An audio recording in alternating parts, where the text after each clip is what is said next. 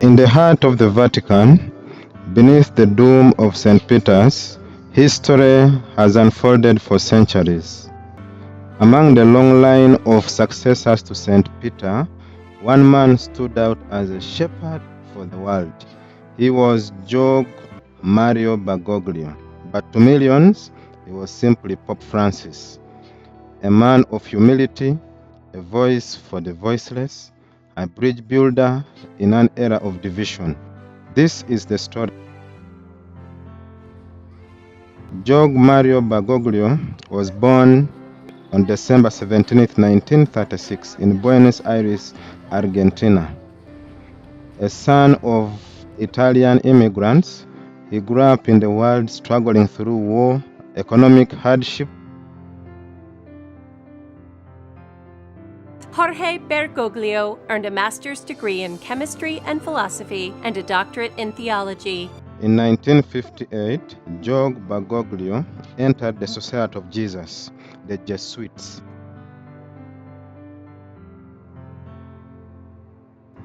A religious order known for its intellectual rigor and deep commitment to the poor. It was here that he shaped his vision, a church not confined in cathedrals, but present in the streets, in the slums, and among the forgotten.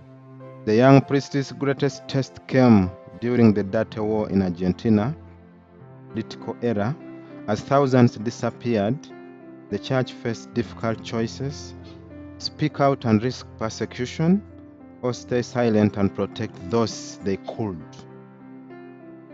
Bergoglio walked a dangerous path, hiding those pursued by the authorities, negotiating for the release of political prisoners, and praying for the country's soul, the scars of the era that would never leave him. A man of simple means, Bergoglio refused the luxuries of high office. He rode the bus, he cooked his own meals, he visited the slums, listening to the stories of those society casts aside. When asked about the poor, he did not speak from an ivory tower. He lived among them in the streets of Buenos Aires. The bishop of the slums became a symbol of hope. Then in 2013, the unexpected happened. The world watched as a simple man, draped in white, stepped out of the balcony of St. Peter's Basilica. His first words were not grand proclamations, but a humble request. Ask you for two things, please. First, pray for me. Pray for me. In that moment, a new chapter in the church history had just begun. Pope Francis broke traditions. He rejected the lavish ceremonies, choosing instead to focus on the church's true mission, mercy. He called for a renewed compassion for the immigrants, the marginalized, and the forgotten. He did not fear controversy. He spoke of climate change as a moral crisis, urging the world leaders to act. He called for peace where others called for war. And within the church, he opened conversations once thought impossible about divorce, about faith that evolves without losing its soul. Pope Francis journeyed into the heart of Africa, to the lands often forgotten by the global powers, but never forgotten by God. In the Democratic Republic of Congo, a nation scarred by conflict and exploitation, he stood before thousands in Kinshasa and declared, "Hands off Africa." It was a cry for dignity, for justice, for peace. Then he traveled to South Sudan, a land torn by civil war and tribal division. There, in an unprecedented gesture of unity, he arrived alongside leaders of other Christian denominations, Catholic, Anglican, Presbyterian, walking together, praying together, weeping with the people. He kissed the feet of the leaders.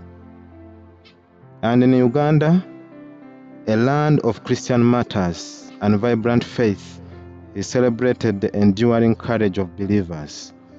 Amid the hills of Kampala and the plains of Namugongo, he honored the legacy of those who chose faith over fear, reminding the world that holiness often wears the face of the poor.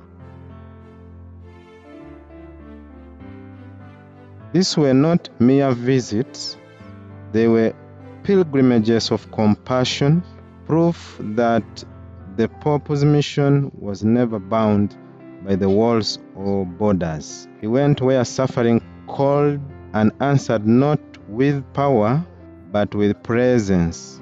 Time is a river that carries all to its end. Even as his body grew weaker, his spirit never wavered. Until his final breath, he preached love, forgiveness, and boundless mercy of God. He did not leave behind treasures or monuments. His legacy was in the hearts he touched, the bridges he built, and the faith he rekindled. The shepherd's journey ends, but his light remains. Pope Francis, the people's Pope, the voice of mercy, a humble servant of God.